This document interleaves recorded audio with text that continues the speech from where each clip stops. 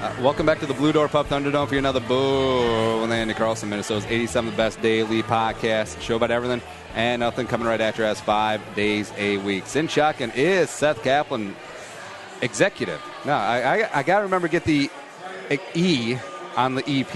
It's crucial. Yeah. Producer at Fox9. Follow him on Twitter at Seth_Kaplan. Hey, thanks for coming in, brother. Appreciate it. Thanks for having me on. This is really cool. Yeah, and I always like the big-time news people who come on the show, and it's like, oh, this is so cool. You have equipment and stuff. Yeah, I mean, we have $1 million robots that do all of our camera work, but this is all, I like the setup here. This is high tech. Now, I've befriended a couple of people in the local media, and you know on TV when you're as a kid, when you're watching like Mark Rosen doing sports or people around town doing stand-ups and stuff, you're like, those are very professional people. And then you realize that they're not wearing pants, or they're standing on a milk crate so they get the right shot in the background. And when you meet them, they're unprofessional. These are fun people. These are good people who like to have a good time. Actually, my first internship ever was at WCCO in the sports department. Yeah. So I worked with Mark. I worked with RJ Fritz. Michelle Tafoya would bounce in and back and forth. And that's how I got the love for it, watching it at home, watching Rosie, who's become a friend now. These are all really good people. That's a fun thing about this market, and you've probably noticed this getting to know some of the people in the market, is it's good people. You know, you can be in markets where people don't like each other. There's a lot of animosity. You know, from Schwartzy to Perk and Rosen and Doogie, those are all friends. Yeah. Those are good people who do good work. And Jim Rich and Don Mitchell and Hobie Artigue at our station, those are people that love sports. They're good at their job, and I love working with them all. It's a good group in this market. Yeah, and maybe they just hide it well, or maybe it's the Minnesota nice/passive aggressive. But yeah, I found that people are pretty. There's not a lot of ego. Yeah, but we're all looking to win. But there's not a ton of ego. You know, everyone's got where their scoops that they want to win, and they want to take control of that beat. But it's a good market. Except for when Sid has an exclusive with Everson. Exactly. It's the same thing we say in news. You see an exclusive with Speaker Ryan tonight. Well, no one else asked for that interview. Yeah. I mean, this isn't some exclusive interview that he's only given to you. It's just, you happen to call him today, and he's doing it today. Yeah. We'll get into all that other news stuff, talk a little bit of Viking sports and some general industry as well. But also, we got to take care of our friends, Mill City Laser, right up here in Northeast, because, oh, by the way, this is not just for the ladies. This is for the men. I mean, of course. Seth, you can commiserate with me. Yeah. I mean, especially as I've gotten older, I've noticed that there's some areas that I'd rather not. Yeah. So, tighter shaving, ladies, the legs, the underarms, guys, the back, the chest, the whatever. Got to manscape. Yeah. Like, I understand that the peak of summer has passed, but if you're shirtless out on the lake, don't still be wearing the V-neck sweater. Take care of yourself. Yeah, you don't want to be doing that. They got state-of-the-art machines and techniques and prices 50% lower than the competition. Also, check out our Facebook page. We're giving away a free session. Do it up. MillCityLaser.com. Check them out, MillCityLaser.com. All right, so Seth, we teased it a little bit, but why don't you walk me through the entire story of, give me the inspirational story of, I was watching Walter Cronkite, and I knew that to be me. Close, but it was Bob Costas. Hey. Yeah. I always wanted to be Bob Costas. I thought the work that he did on TV was just fantastic. But I grew up writing short stories, so it wasn't as much TV, but writing. I wanted to be a writer, whether that was novels, whether that was a journalist, whether it was newspaper, however it was going to be, whether it was TV.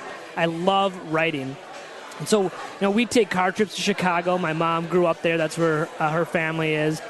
And I would write short stories, in the back seat, and we'd have our little VHS camera. When we got to Chicago, we would do fake newscasts. We still have me doing a fake sportscast with Kirby Puckett hitting a home run, and so that's where it all started. And then from there, wait, you were doing fake news before fake news. I was doing fake news. Yeah, I was doing hashtag fake news before it was out there. So I just had that love for writing, and my parents harnessed that and gave me the direction to do that. And once I got to high school, writing for the school newspaper. Was a sports editor for school newspaper, and then went to college and went on that same path. And that's where I found the broadcast path. I knew later in high school I wanted to do TV, and then that got harnessed at the University of Wisconsin. And from there, it was TV, and got lucky enough to get my first job in Madison at the NBC affiliate, and kind of grew from there. Now, not to age yourself, but like, who were the BMOCs, big men on campus in Madison when you were there? Jeremy Woods, Craig Kashan. Okay. Rob Vogel was there when I was there. He still did sports there. He does play-by-play now for Wisconsin hockey. Yep. Craig Kashan was probably the big name. Excuse me. Jay Wilson was a big name. Those were the kind of the guys in Madison during those days. Yeah. Oh no, I meant football. Oh, football. Yeah. Sorry, I'm naming broadcasters for you. Like, who are these guys? I was just going with this. Like, maybe they were like a backup free safety. Yeah, I got really lucky in my 4 years at Wisconsin because it was a peak of Wisconsin athletics. Ron Dane and I were freshmen together. Oh, wow. So I actually got to know him pretty well.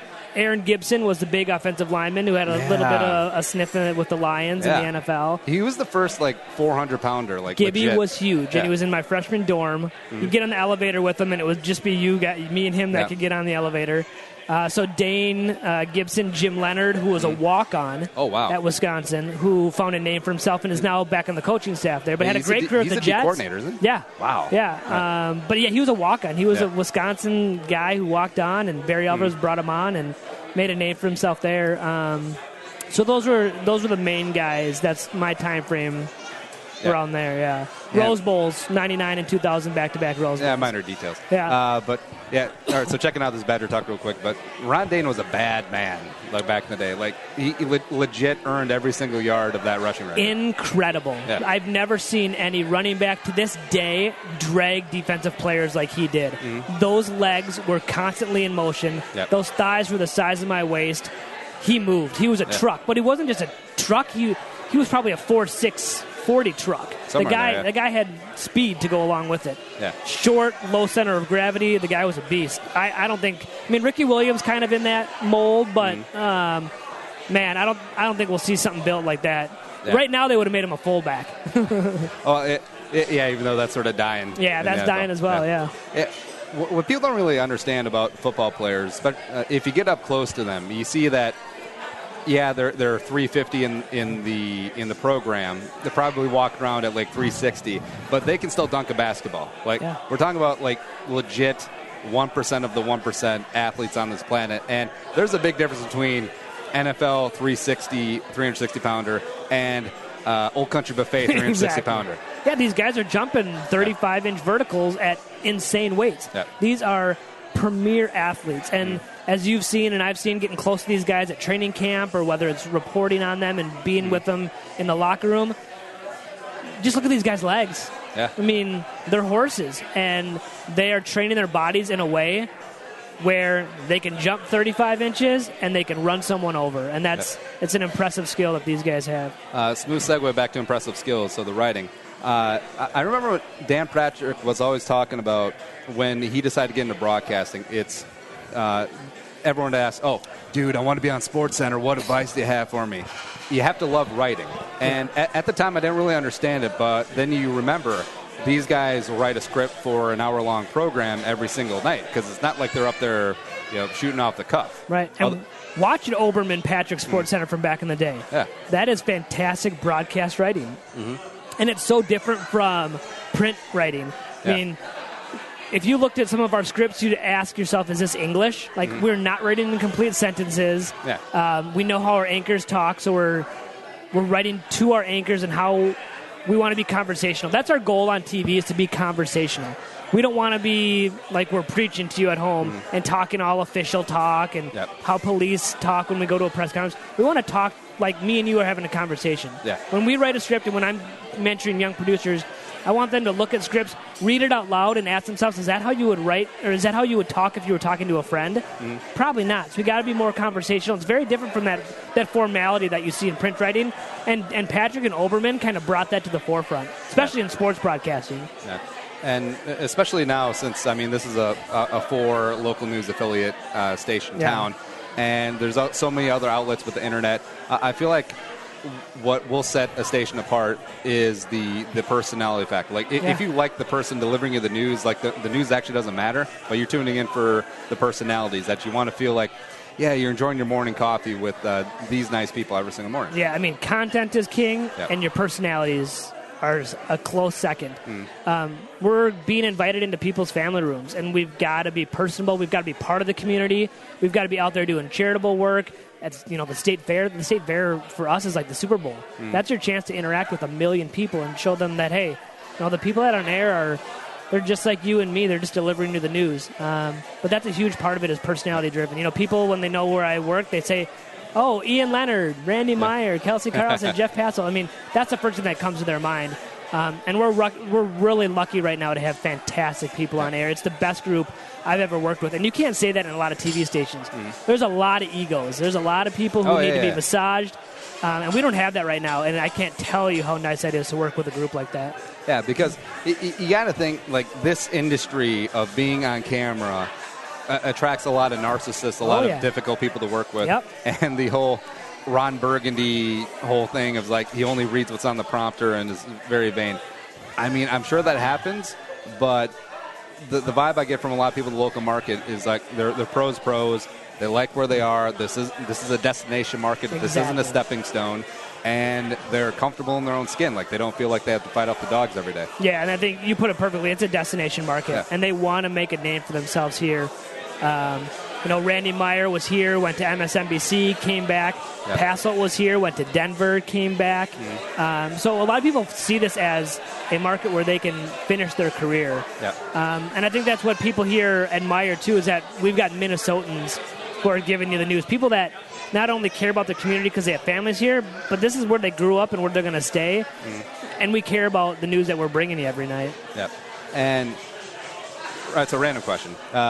News is very transient, and you got people who come out of Northwestern, then they start in Redding, California, then go down to Modesto and all that other crap. But accent-wise, I've always been told that you want, like, a very neutral accent. Midwest. Midwest accent. So is that true? Yeah, it's very true. Okay. People like Peter Jennings, Tom Brokaw were trained on the Midwest accent, and that's very true. We actually just hired a reporter from Boston. You'd have no idea she's from Boston. But the accent we have, not exaggerated like Fargo does it, not with the long O's, but that kind of clean Midwestern accent, you're going to find that no matter where you go around the country. Because, I mean, like, down in Atlanta when I was there, turning on the TV, I'm like, these people sound like me. They sound like me. What's going on here?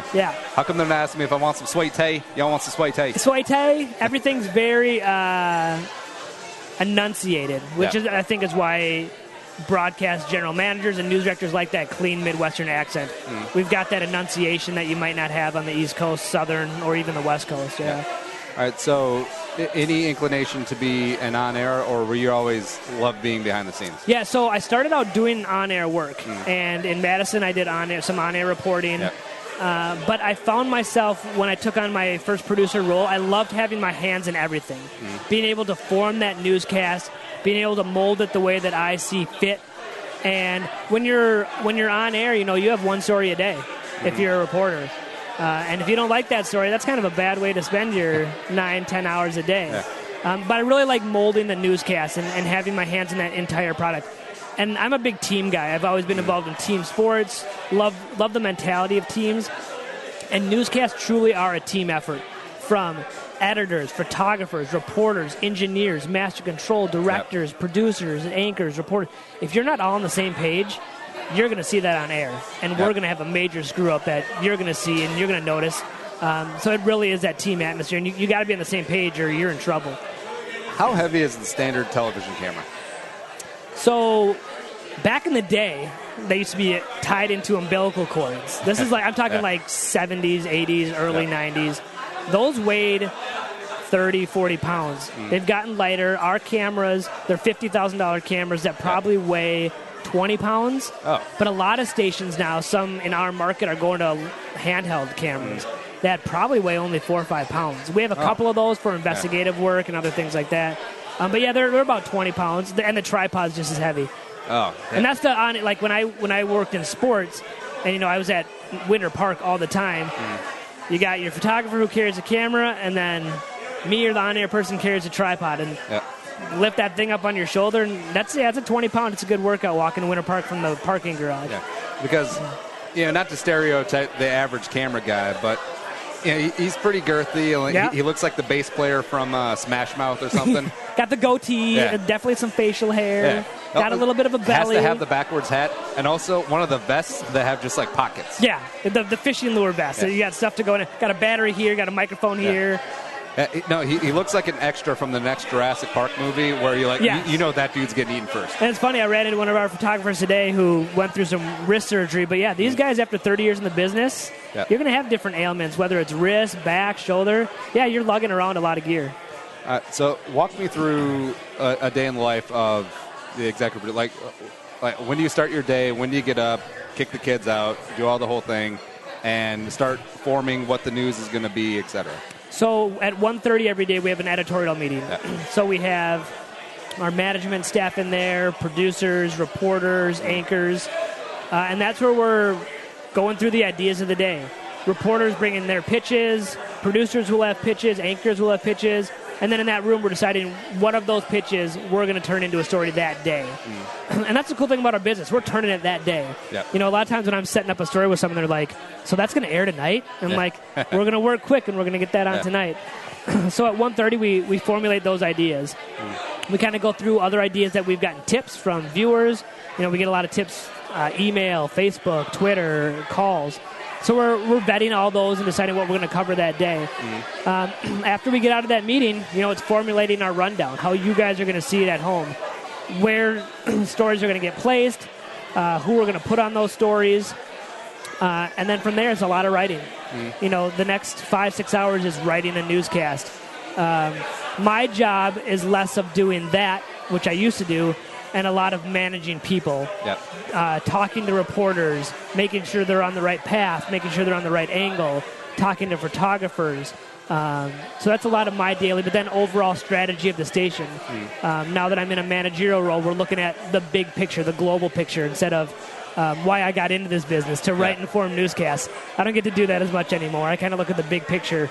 But then things change. Severe weather comes. I-94 gets closed by protests. Vikings get arrested. At 8:55, we're on at 9 o'clock. Things could be changing. We've thrown whole newscasts that we've worked all day on out the window because something big happened at 8:55. And we got to be willing to do that to give the viewers what's going on, what's the latest in the Twin Cities. What's the most recent one where you've had to just kind of go on the fly, like something broke late at night, and you just had to wing it? So Philando Castile, after that decision came down and I-94 got blocked, that's kind of a good example of that. Severe weather, if we have to go wall-to-wall because there's tornado warnings in the 7-county metro, Ian is wall-to-wall with Cody on there, and our first half hour of the show might go bye-bye. Everything we worked on that day is gone. So that'll happen. We'll get that maybe every month or so. Something big like that will happen. But other things that happen where we don't have to scrap the whole newscast, but it's breaking and we get a reporter out to the scene, and that reporter who was working on a story all day is all of a sudden on a brand new story at 8:30 that they've got to be on at 9 o'clock and tell people what's going on. Now, so each reporter has, how do the platoons break down? So, they have a camera person, do they have a producer with them on site, or how does it usually work? No producer on site. You'll see a lot of that at the national level. So you'll have a producer on site with a photographer and a reporter. We'll do that on big stories, or if we have anchors on site. I'm trying to think of, North Minneapolis tornadoes, 35W bridge collapse. Those big stories, we would send producers in the field. State Fair, we always have producers in the field because there's a lot of coordination going on. They just want to get a churro on the clock. You want to get a churro. You want to get away from the cubicle. So the State Fair is a fun time for all of us. But, that's situations where – so your tandem there is reporter and photographer out in the field together. Now, you don't have to, name names or specifics, but has there been a story where you dug in, you scratched that lotto ticket a little bit, and it's like, we can't really run this? Maybe you found out a little bit too much about the story. Yeah, I mean, there's been several stories where it's like one of these days when I get out of the business, I'll have some stories to write. But we've had stories that are, I'd say, very sensitive in nature, whether they're political, whether they're of the sexual assault nature or something like that, or we have information, but we just don't have enough to go with it. Yeah. So, yeah, there's some stories that never see the light of day. We have a lot of conversations with our investigative unit who are working these beats, these sources, getting stories that are changing laws, changing lives. But, yeah, there's a lot of times that those things will never hit air because we just don't feel comfortable. And we're not willing to put something on air just because we think it's a great story and may break some news, quote, unquote. You don't want to be Deadspin? Yeah, we're not in that business. That's not who we are. We're not the national media. There's a reason that local media is trusted more than anyone else right now. Yeah. And it's not worth it to us to have our name hampered for a story that maybe isn't even that wonderful anyway, you know? Yeah. If it's that good, we're going to do our homework and we're going to find a way to get it on air by doing our due diligence, going to sources, and making sure it's ironclad. Yeah, sort of a trend that's popped up with as Twitter becomes larger. That's really irked me a lot. Is that the whole first syndrome? Yeah. Like you want to be the one breaking the story. You want to be the one who could say that. Well, I had that first, and blah blah blah. But a lot of people are cutting corners and sacrificing. Having second, third, fourth sources to confirm and actually having the truth, having it in the sake of being first. And this happens a lot in sports. This happens a lot with political and normal life stuff. And so as a person in the news industry, how do you view this? You're about as big as the Vikes guys we're going to have in the Twin Cities. Can you tell me who hired Mike Zimmer? Who broke the news that Mike Zimmer was hired? Yes. Oh, come on, Andy. Well, no. Like, I'm saying, like, yes, that is the point. Yes, no one remembers 5 minutes I thought later. you knew, and I was going to be like, oh, you're killing. Yeah. No one knows who was first. Yeah. I mean, yeah, it's great, and it's awesome to break a story, but you can't tell me who was first on these major Viking stories. Yeah. You want to be first, but you want to be right. Because I think a lot of times people in the media forget who our base of viewers and readers are. There's people who want to know what's going on. Yeah. And they're not as tuned in as me and you are. So if, we broke the mic, for example, we broke the PJ Fleck news. We were first on that. Other stations had it that night as well. Yep.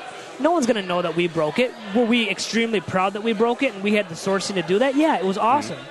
It shows that we're well-sourced and we have the talent on our staff to get that story first. But in the end, everyone else is going to call. They're going to call their sources, confirm it, and have it.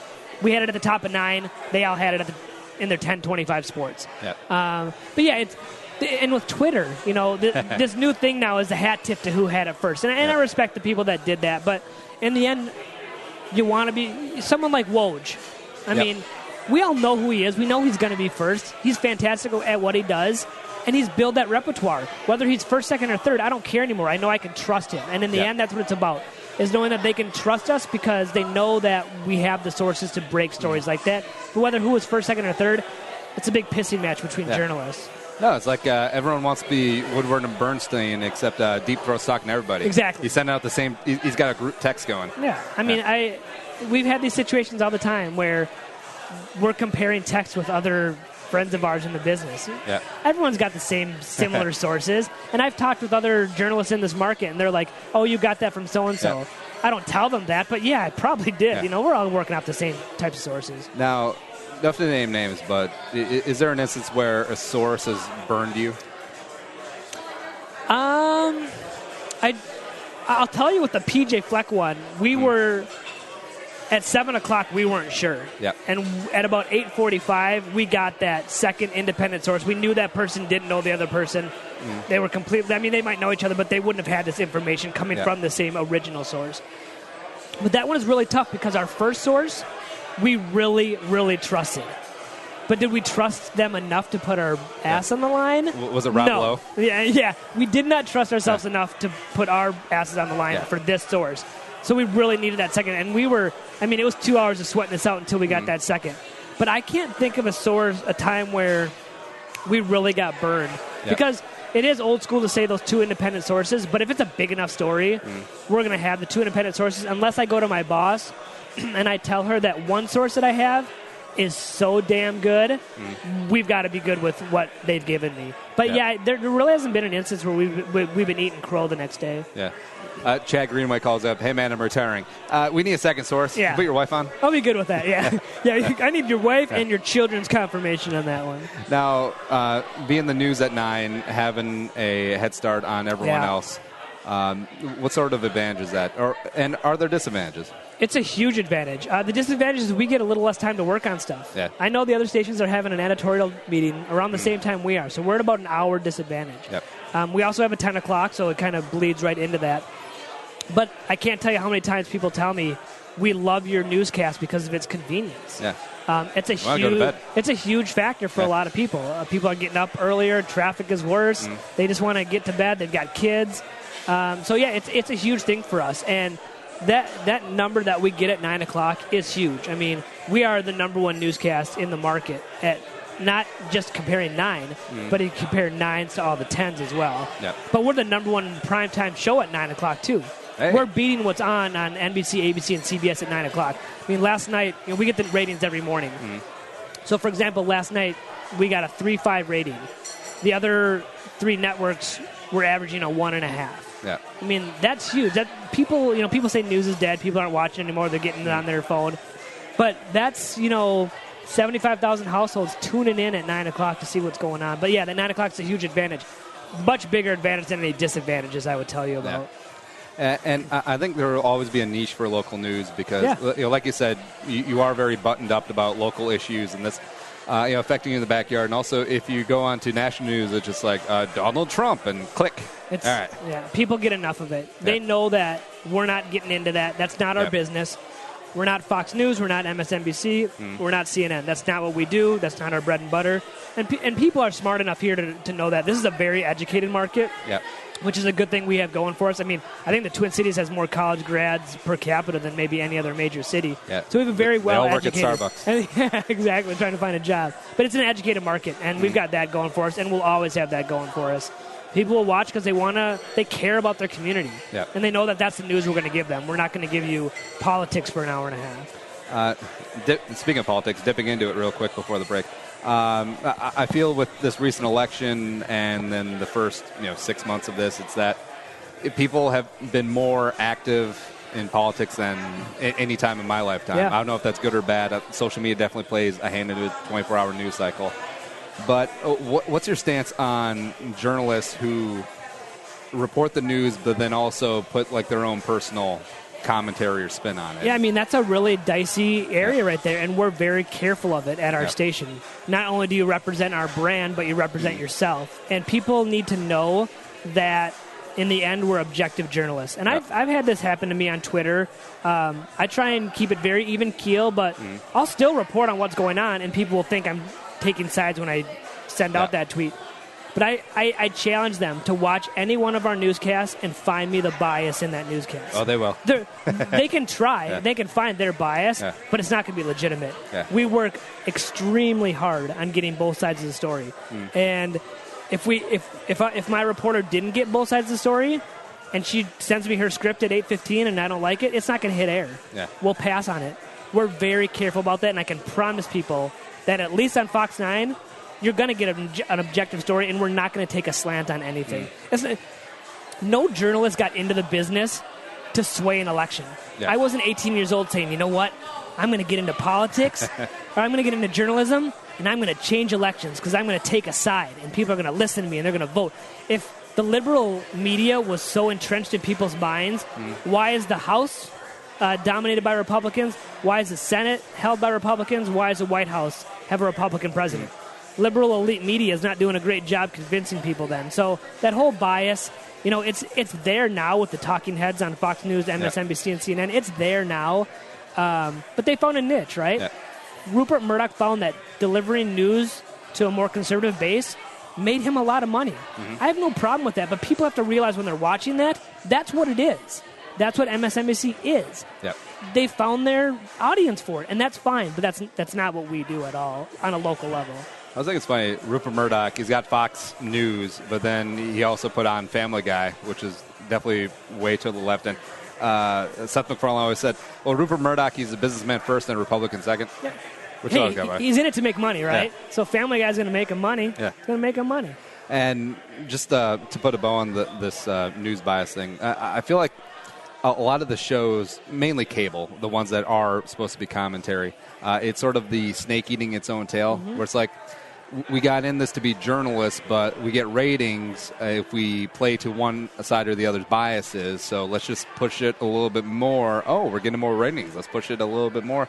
And then all of a sudden you have, it's very binary on cable news. And so Hannity was talking to Peter Jennings? No. Who's the old ABC News guy? Ted Koppel? Ted Koppel, yeah. Who basically came out and said, you are not a journalist, but he's really not. Yeah. I mean, the problem with, I guess, that whole avenue right now is like what I said before, is that people need to understand what they're watching. Yep. And they're watching commentary. I mean, when's the last time you turned on any of these cable networks and saw a 7-minute investigative piece into something? Yep. It's not happening anymore because, it's that kind of that self-fulfilling prophecy. People are going to watch to hear the arguments, to hear the takes, especially with the world we live in now. People want to either have their beliefs reinforced or they want to watch someone else to laugh at them and say, look how crazy that side is. And that's all it is right now. But I think, there's a lot of people in my life personally who are watching a lot more CNN, Fox News, MSNBC. And I think, pointing to your point earlier, I think that's a good thing. People are getting involved in politics a little bit more, and we need people to be involved in the process. When people don't vote, things happen that you may not have liked. And we've seen this, 2000 kicked this off. There was a difference of 537 votes that changed who our president of the United States is. If that didn't tell people their vote wasn't important, I don't know what's going to. But Seth, what about the illegals? Oh, yeah. Oh, God. That's a whole other podcast. We just got some deliciousness delivered here, so we're going to take a little break. We'll be right back. More Seth Kaplan right here at the Blue Door Pub.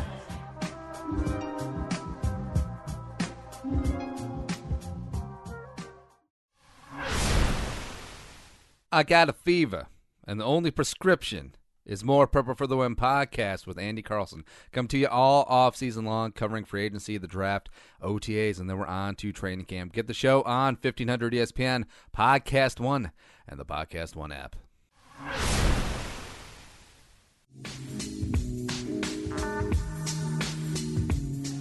Coming back into the Blue Door Pub Studios, and Seth and I just had some delicious. You had the bacon bluesy. So I've never been here before, and I'm not just saying this. That burger was one of the better ones I've had in the Twin Cities. That was a fantastic burger. See, that's why I always save Blue Door's breed for the mid-roll. Get a little goodness in them. Yeah, that's when the really good. And I got tots with it. Yeah. Perfectly done, a little crispy on the outside. Mm-hmm. Yeah, famous for the tots, and right now the Just Winging It, which I got last week. They're phenomenal. They're homage to the Carolina barbecue sauce.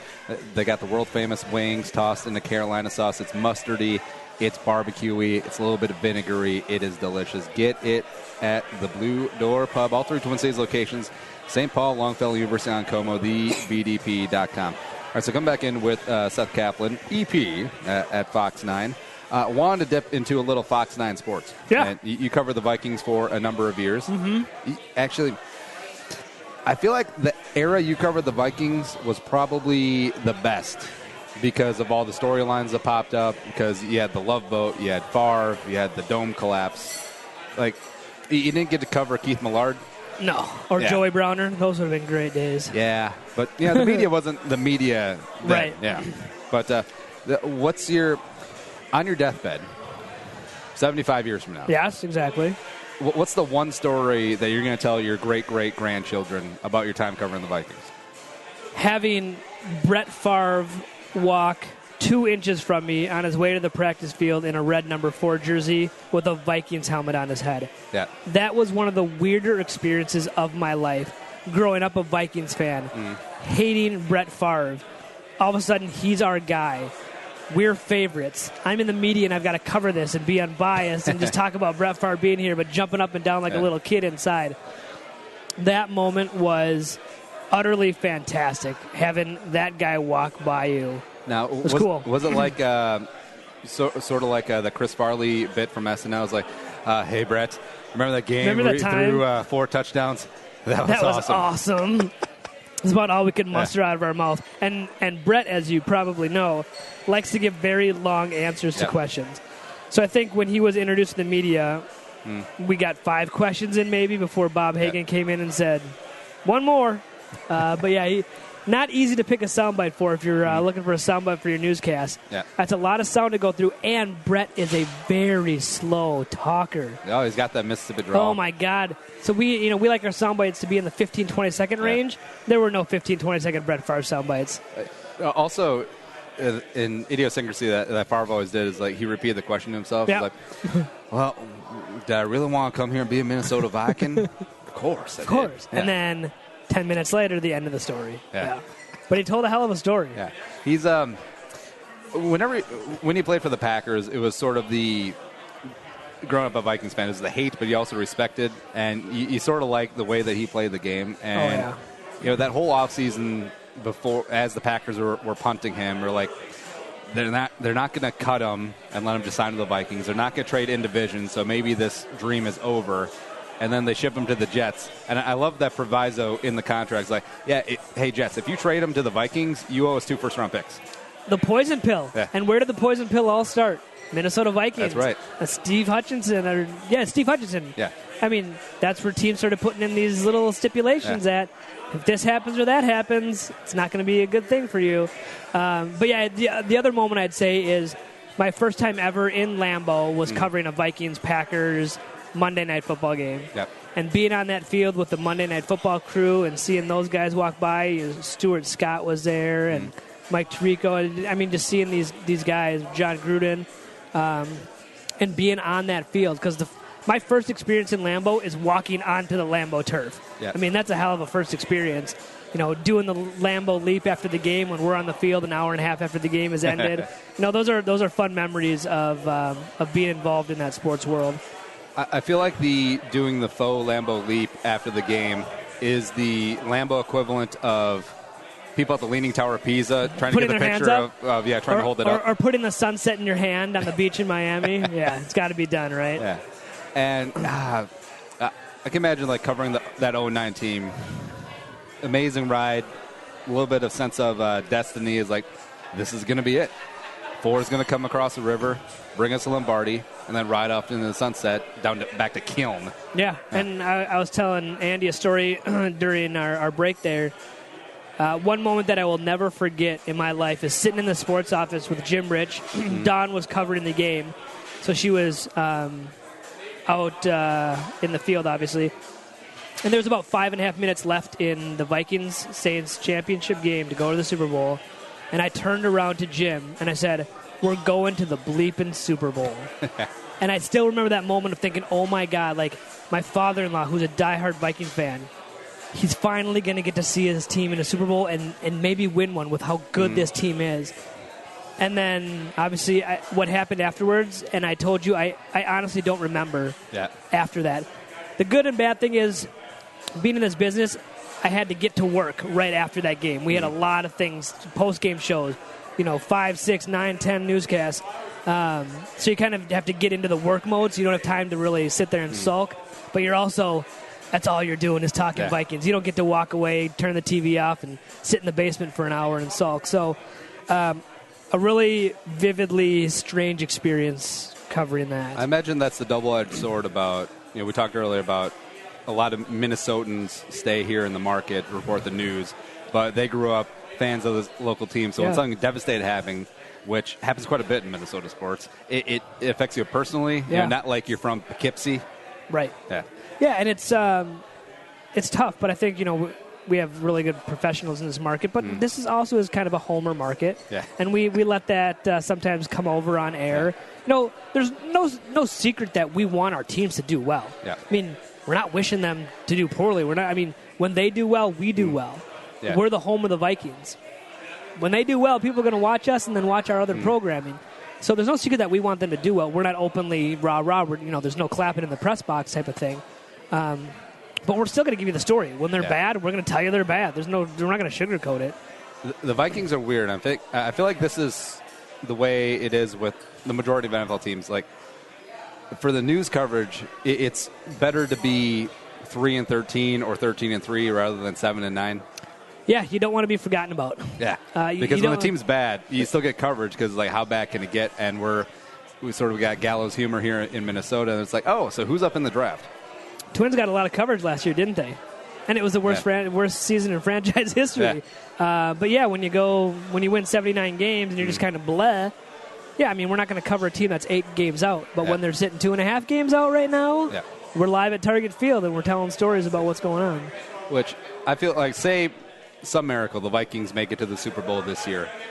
If they're going to lose, like if the football gods have decided preemptively the Vikings are going to lose 0-5 in the Super Bowl, whatever, I would much rather have the Bears-Patriots 85 just shellacking. Just let's see how bad. So you're this one of those get. guys who would rather see them just get their asses handed to them. And I've been able to detach myself from fandom doing Purple for the Win for a number of years, which is fine. But if the Vikings lost the way the Falcons lost last year, those are ones you don't live down and you never forget. Half our population might just disappear overnight. I mean, the census guy's gonna be like, "What the hell happened?" What happened in Minnesota? They just lost all their 8 representatives, or now 2. They're Wyoming. Yeah. But yeah, it's always a fun conversation. Would you rather win or lose by 40, or would you rather have it be a tight game? Now, the way the Falcons lost is historical and horrible, so I don't think anyone would want that. Yeah. Now, the Bears, that was a 45-10 game or something like that? Yeah. So, never being in it, we never had a chance. We knew we were outmatched. Yeah, I think I'd rather have it be close. I wouldn't want it to come down to a field goal. Yeah. That's for sure.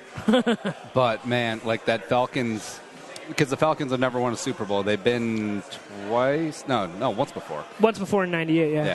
And, I forgot about that. Yeah. And just having that feeling in the third quarter, you have 28-3. It's like, we're going to win the Super Bowl. It's similar to my story when I turned around to Jim and said we're going to the Super Bowl. And that's also the beauty of sports, but we take our sports seriously. It's a big part of our lives, and there's a good reason for that. They've brought a lot of enjoyment into our lives. Families have been built around sports. Fathers and sons and daughters and mothers and daughters and grandfathers have built relationships around sports.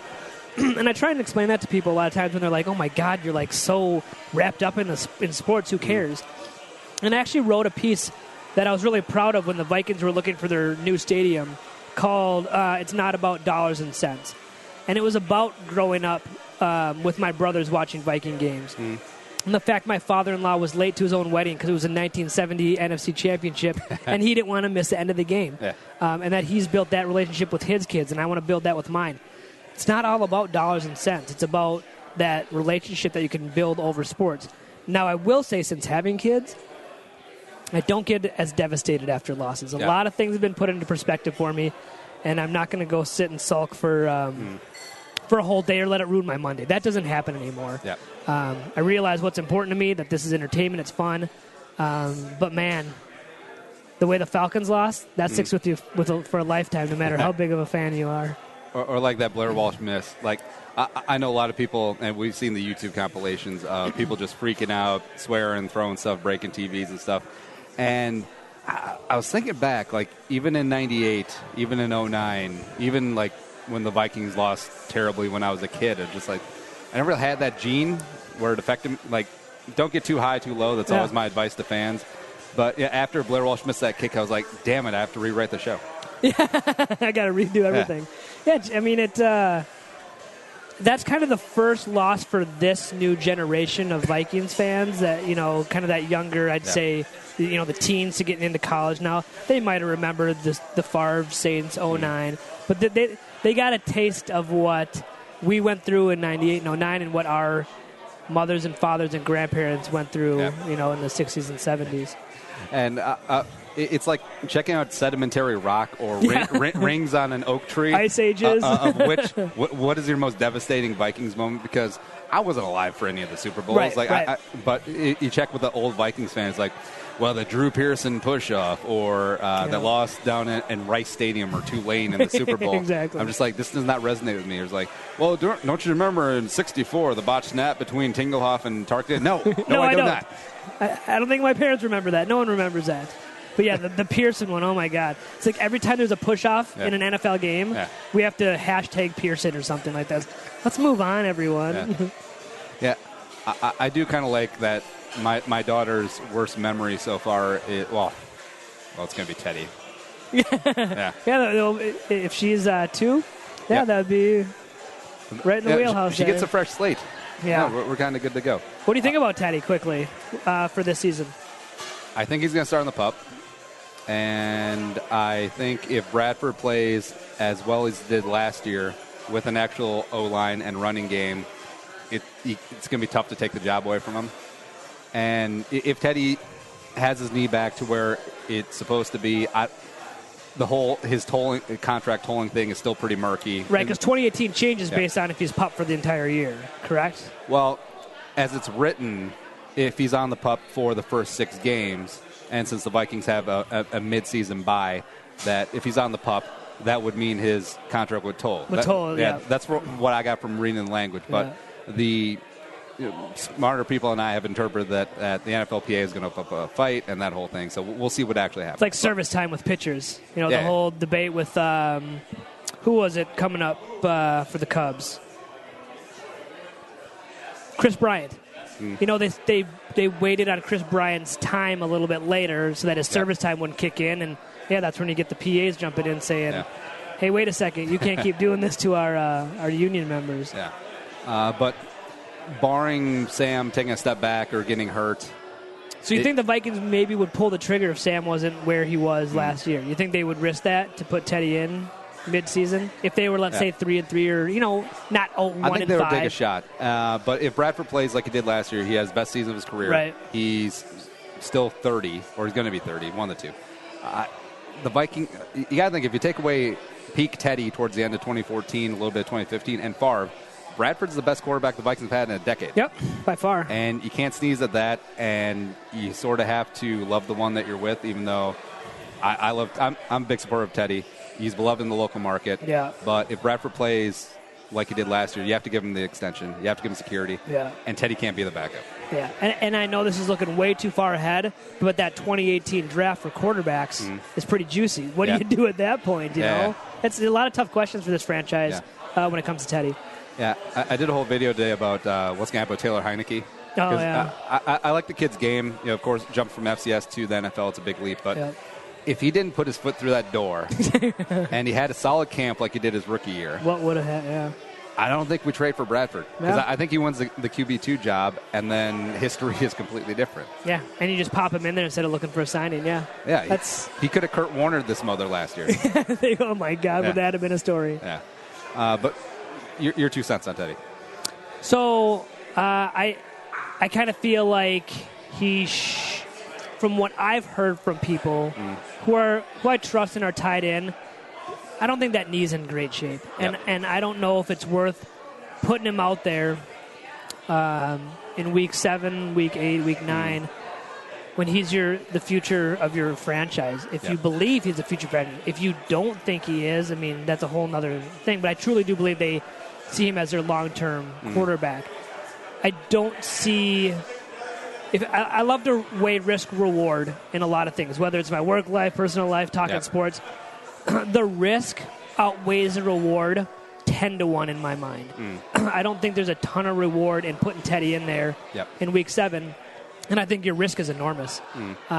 So I'd lean more towards, and I don't think Sam is going to just turn into some horrible quarterback. I think he's going to do a good job, and I think the Vikings schedule allows them to come out to a pretty good start. I would rest Teddy this year. That's a lot of football to be away from. But a guy like that, he's going to figure it out. I mean, we saw him last month. It was April that we saw him on the video. So he's out there. He's doing his stuff. He's still got the skills. It's that confidence after an injury like that. You got to be willing to drop back 3 steps and step into that ball with a 260-pound man ready to hit you. And Carson Palmer's talked about that, about getting that confidence back. He was never the same after Chemo Von Holop. Exactly. Or whatever his name is. So, that's something that quarterbacks, it's probably the same thing that pitchers with Tommy John. Are you going to go as hard, or are you going to be a little bit more tentative? And it's his life. I mean, this is what he's worked for his whole life. And you got to make sure you're right. Well, I mean, even Brady in 2009 coming back from that ACL was still never the same. And he's a horrible quarterback now. Yeah, I know. So, throwing out the Adrian Peterson knee, I actually think the ACL is a 2-year injury. It really is. I think that's a good take. I think what has happened with medicine, with science, with athletes these days, and people like Adrian Peterson, has pushed up that timeline unnecessarily. Yep. And I think it's dangerous to careers. And yeah. I like that you said that. I think that's a really good point, that it's probably a 2-year battle. Well, it's like if you total your car. You know, you can get your car replaced and fixed, whatever.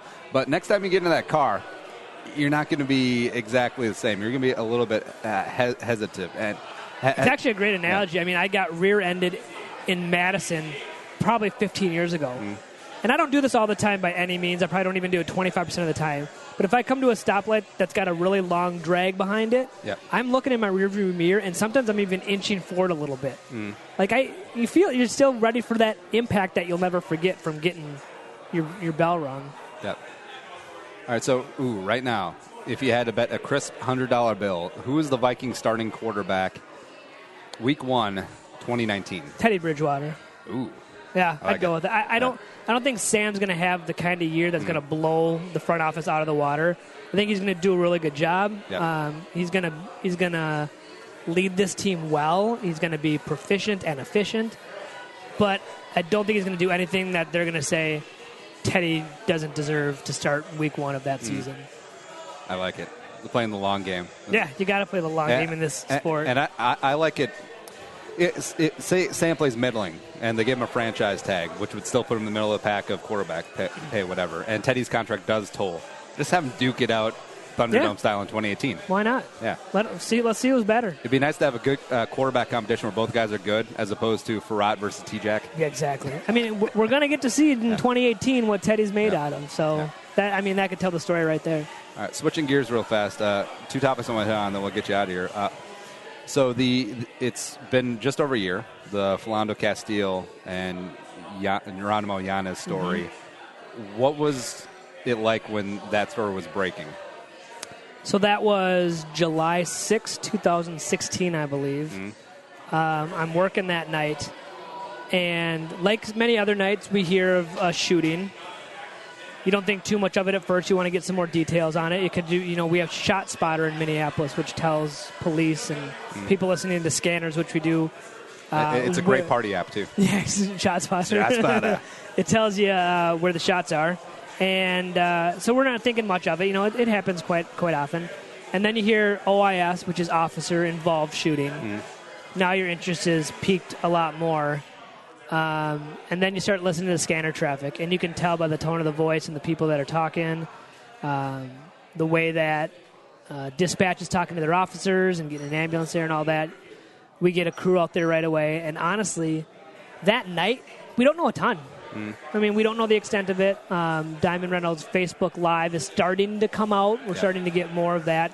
It obviously comes out real time, but us getting wind of it, unless you were a friend of hers, you weren't going to see that until... That's such an amazing curveball to the story. Yeah, it really is. So we start getting wind of that and working with our attorneys and people to see how much of that we can show and what we're deciding what we're going to blur out, being sensitive.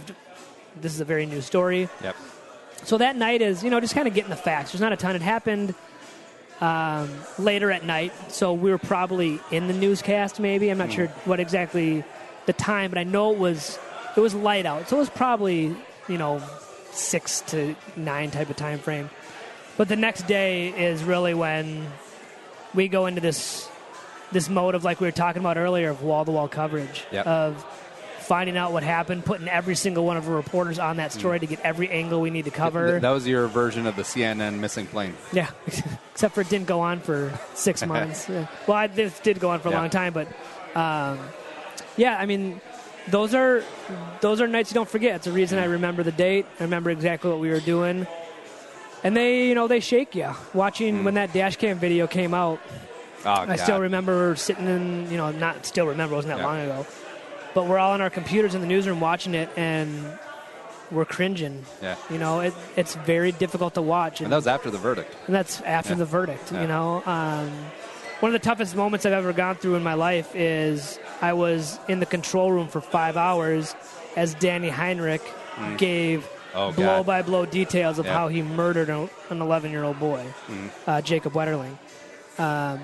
My boss actually came into the control room after that 5 hours of wall-to-wall coverage just to tell me that I did a great job, and it was just, we did our community a good service today by telling them what was going on. And I just kind of broke down and told her I need to go into our parking lot for 15 minutes. I mean, I have kids. Yep. At that time, I had 2 kids and 1 on the way. And that's all you think about at that time. And it tore me to shreds. I was mentally and physically exhausted after that happened. And that's a toll the business takes on you. And there are many times I drive home in my car, no radio, windows up, and just the silence, and just put a little perspective on what's going on in the world. Because, I mean, that Wetterling story, that's affected me my entire life, because I grew up in a small town in Minnesota, and I remember when that happened, all of a sudden, it's like, oh, your curfew's changed. I'm like, how come I can't keep playing until the streetlights come out anymore? What's going on? And just to have that mystery hanging there, and then Danny Heinrich with his whole confession, now that I do have a kid, like you said, it does hit close to home. And it changed the way people parented in Minnesota. Absolutely. I mean, it changed the way that our parents allowed us to go out and ride our bikes with friends to the park and do those types of things. And it's a national story. Joe Walsh and missing people. I mean, this was one of those things that you'll never forget. Minnesotans, Patty Wetterling, amazing woman, talked about the strength that we gave her, not knowing the impact she had on us and the way that we hugged our kids a little differently at night. Well, I listened to NPR did a fantastic 8-part podcast called In the Dark about the whole thing and the maybe ineptitude of Stearns County Sheriff's Department. Yeah. And the Wetterlings, I mean, you got to think, how much sleep did they get in the first 3 months of that happening? And they went through, they had the tip line. They actually rang to their house. Yeah. And so they'd get calls at all times of the night, like, oh, I think I just saw Jacob at the Circle K down here in Tulsa. Yeah. I mean, I don't know the exact number, but I think it was somewhere in the range of 50,000 tips that they had during this case. And after a while, it becomes white noise, but then you keep thinking, you got hope in the back of your heart. You're like, what if that's the one? I know. Yeah. And white noise is something we deal with a lot in our business about, and it happened a lot during the church's sexual abuse scandal. Yeah. We talked a lot about it in our meetings. Is this becoming white noise to people, or do they still care about it? I would disagree a little bit and say the Wetterlings, that story never became white noise. I think that transcended. Yeah. You could have put anything Wetterling on the news, in the newspaper, on the radio. People would stop and watch it in a second. Yeah. To bring it back to the Castile thing. Yeah, After all right, so when the verdict came down, I was like, all right, so maybe he told the honest that he had the gun. It's like maybe he reached for it and maybe he was justified. But after that dash cam came out, I was like, that was just poor training and a young cop freaking out. Yeah, and I think the thing about this case is that both sides did so many things wrong. Yeah. Philando wasn't perfect in his actions. Officer Yanez was definitely not perfect in any of his actions. But when it comes down to it, it comes down to what the law is in Minnesota and around the country. The law protects police officers. The burden of proof for me and you is going to be a lot different if we shot someone than it is for a police officer. Yep. If they feel like their life is in danger, they have that right under the law to do what they have to do to defend themselves. And the jury was instructed to look at that law. Yep. And that jury, we got a letter from the judge talking about this case, came to the media and was made public, about how the jury followed the instructions. They followed, and the judge, he can't take a side here. He wasn't taking a side saying they got the verdict right. But he was proud of the jury for the way they broke down the law word by word and followed the law. But that people see that dash cam video and it's so damning. Yep. But there's two sides to every story. The law protects police officers, and it was a tough one for this state to swallow because, as you said, clearly he was not prepared to be an officer. Not only to be an officer, but to be an officer in an area that's as diverse as that. Yep. If you're scared or hesitant about people of color, go be a cop somewhere else. That's probably not the area to do it. And he clearly was not trained. The same with the case that's going on right now with the 2 dogs that were shot. This officer wasn't trained to deal with animals or a situation like this, clearly. Whether or not he's negligent or not, that's up for people to decide. But training comes into question in these situations, and I give Minneapolis police a lot of credit because they are going to look at how they train people when it comes to animal calls like this. Yeah. Man, it's tough because I feel like there's it's sort of. I don't think I was going to make an analogy with Muslims and like police, like a very small percentage of a few rotten apples ruin the whole bushel in public perception. Yeah, we know 99% of our cops are doing a fantastic job. Some out there aren't. Yeah, and like 99.9 just want to do their job. They actually do want to protect and serve. They want to get home to their kids safe at night. And then there's. Except we focus on the 0.1% who actually just wants to cap people out. Right, exactly. I mean, cops don't get into the business because they want to shoot someone. Yeah. I mean, maybe there are some, like you said, that 1%, but that's not. They get into it to protect their communities. They're not making millions of dollars. Their life is at risk every day. You know, it's I got to toe a fine line when talking about this, obviously, because of how we cover it. But all I can say was a difficult situation for everyone involved. And I think my bottom line on this is that both sides made mistakes that night, and if they would have changed 2 or 3 things, we'd all be alive right now. Yeah. To bring a bow on the Diamond Hammer Time Reynolds, which is my nickname for her now, the future of the industry when covering news, because I feel like there was a lot of biases coming into the story because of the way the Diamond broadcasted that, and people consider that a report, except it's obviously someone's biased. She had a little skin in the game. Yeah, exactly. But I feel like that is going to be part of the future of news. It is going to be Facebook citizen Live. Journalists. Yeah. It is going to be like the Facebook Lives, the Instagrams, the Twitters, everything like that. And how do you see that changing the industry in like the next decade, 15 years? Our job as journalists is to bear witness, to give a voice to people that don't have a voice. Social media is now allowing people that don't have a voice to have a voice. What would have happened with Philando Castile's situation if it happened 20 years ago, maybe even 10 years ago? I mean, it could have been a whole different situation. But the fact that she was able to grab her phone and give immediate feedback on what was going on. I mean, when you 5 hours later have to retell a very traumatic situation to a police officer, to an investigator, your memory is going to be a little foggy. The fact that we have that instantaneous ability to record what's going on and to let the world know what's going on, that's a good thing.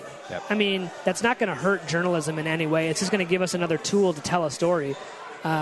Because these people have an ability now to make sure that the truth gets out there. In the past, and we still are the voice for the voiceless and bearing witness to what's going on, but now those people can have a voice. The average Joe on Twitter can tweet to someone, a celebrity, a politician. It happened to me today. I tweeted my local city council member about the times of a farmer's market.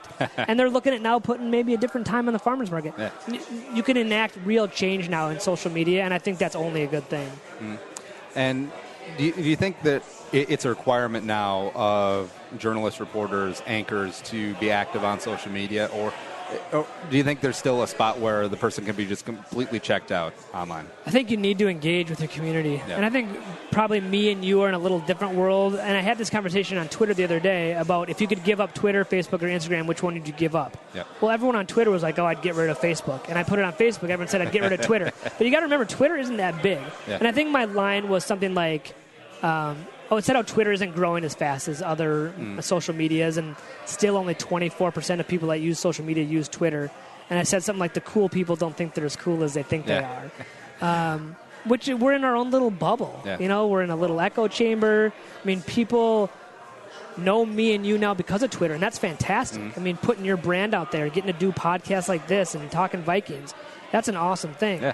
But my point was, if you walk over to that guy over there, he may have no idea who we are. He may not even be on Twitter, and he doesn't care about it.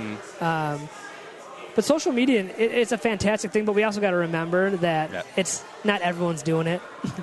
and we're not, when we're on Twitter talking, it is kind of an echo chamber of people that we enjoy speaking to in our lives. I'm not going to lie. I had a little bit of schadenfreude when Trump was elected, and people on Twitter melted down. It's like, how did this happen? Everyone I know was voting for Hillary. It's like, well, you have your own little echo chamber here on Twitter, and you're watching certain news stations. So you weren't getting the whole story. All my friends that are politically active voted for Hillary. Well, yeah, they were going to do that anyway, right? And some of the most popular apps right now, Snapchat, Instagram, are growing because of the advent of video and the stories and stuff like that.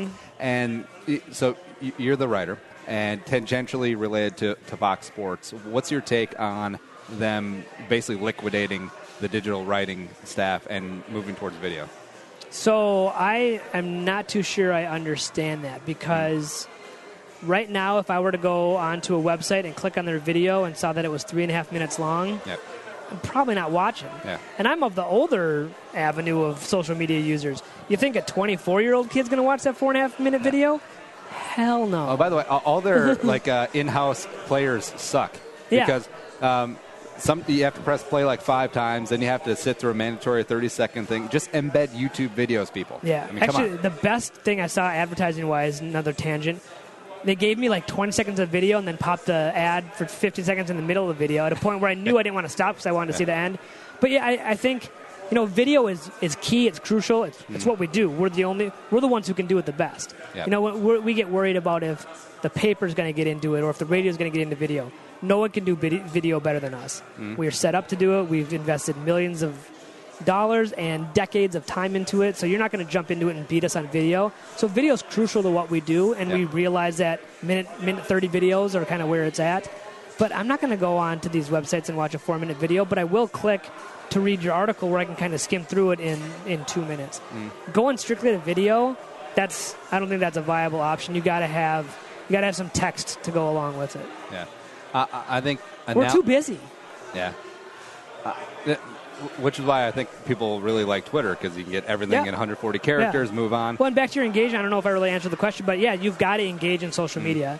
And people say that I tweet a lot, but I also am very cognizant of when someone tweets me, I tweet them back. I want them to know that, or maybe I'll just favorite it. But I'd say 90% of the time, I'll respond to them, whether it's a thanks or a ha-ha or whatever. But I want them to know that I'm listening to them, I hear what they're saying, and I'm engaging with them.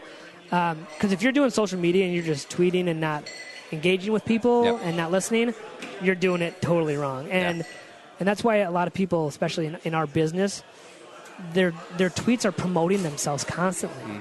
You can't do that. Oh. That's the white noise. Seth just subtweeted me right here. No, but what I was going to say is, around 9 o'clock at night, I may tweet out something that's going to be on our newscast. But people know that 1 out of every 50 of my tweets will be promoting what I do. And that's expected. That's what we do.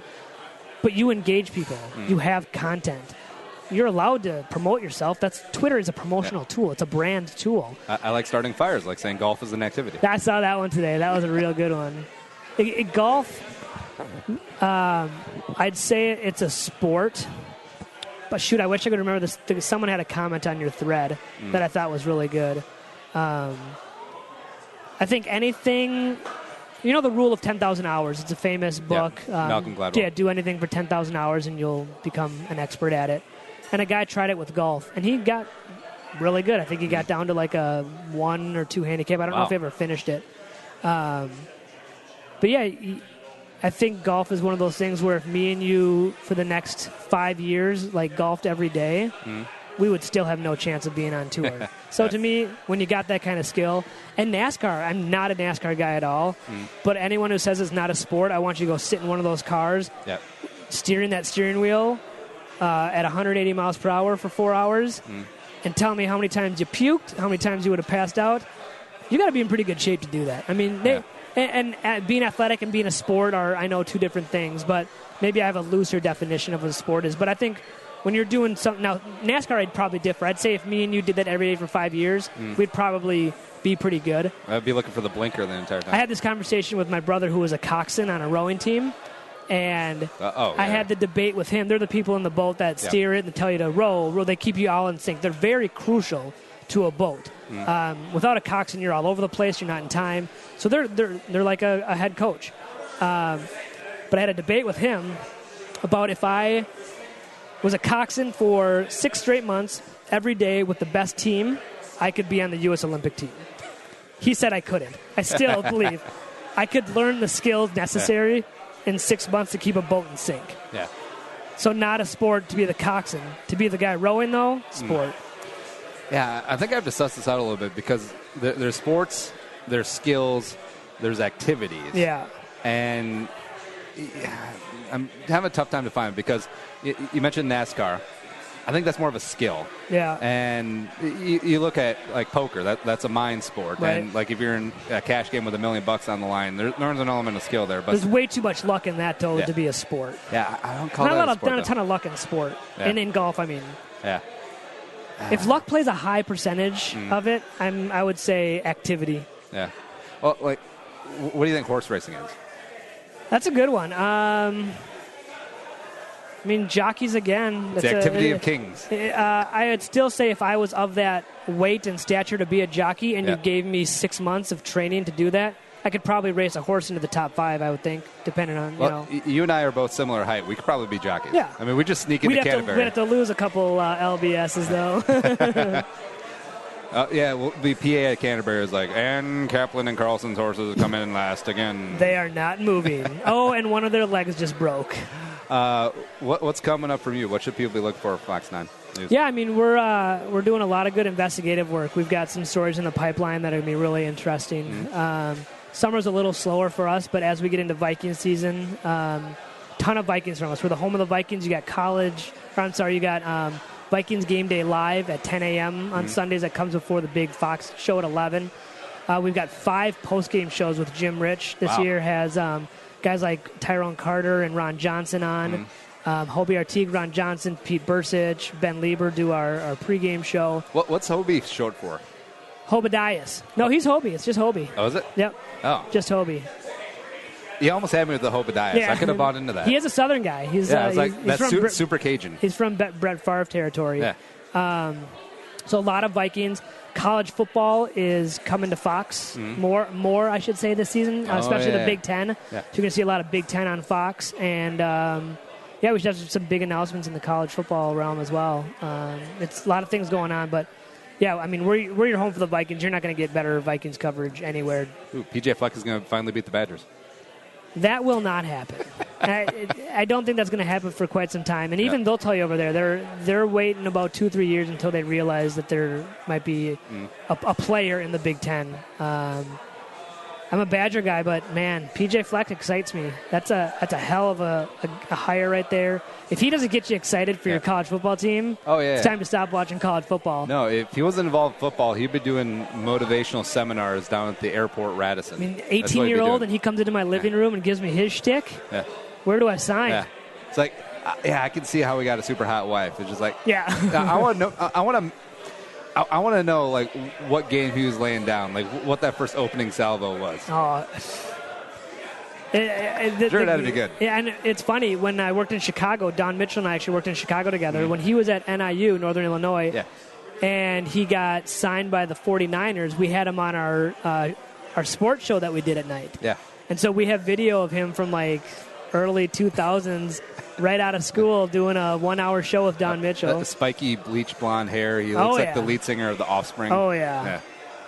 Man, people forget that he had a cup of coffee in the NFL. Yeah. Kind of crazy. Punt returner, right? Yeah. Yeah. Fast guy. He still sprints out with the team. He could probably beat some of those guys still in the 40. That is one of my favorite gifts of him at Western Michigan, just sprinting off the field. Yep. Yeah. I mean, that's as a Badger fan, I'm scared. Yeah. He can build a program here. And I think Jerry Kill could have done that too, but Fleck gives you that long game that we like to talk about. And I don't know yet if he's a guy who's looking for that next step or if he wants to be here.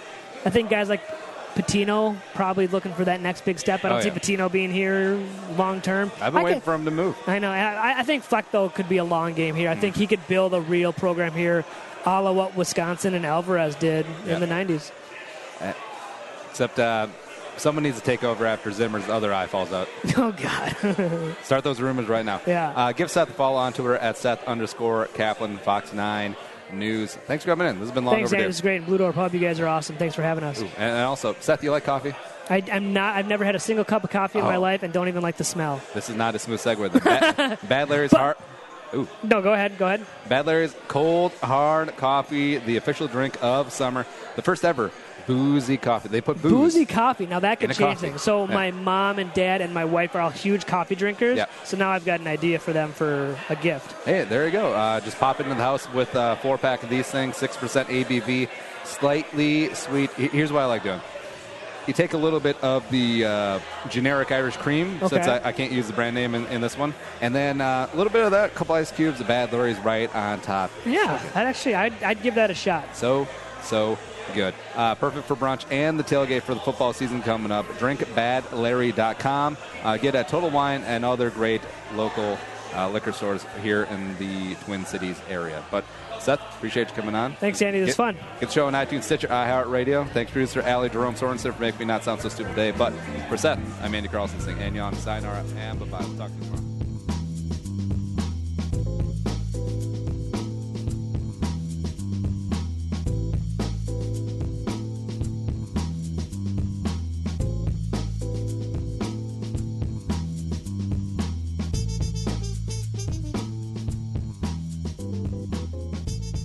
Thanks for listening to Bowl with Andy Carlson, Minnesota's 87th best daily podcast.